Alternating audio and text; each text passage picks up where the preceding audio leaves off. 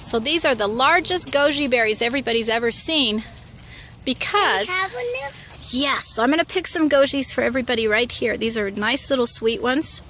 And you guys just pass them down. So you take one, you take one. You need a bigger one than that, sweetie.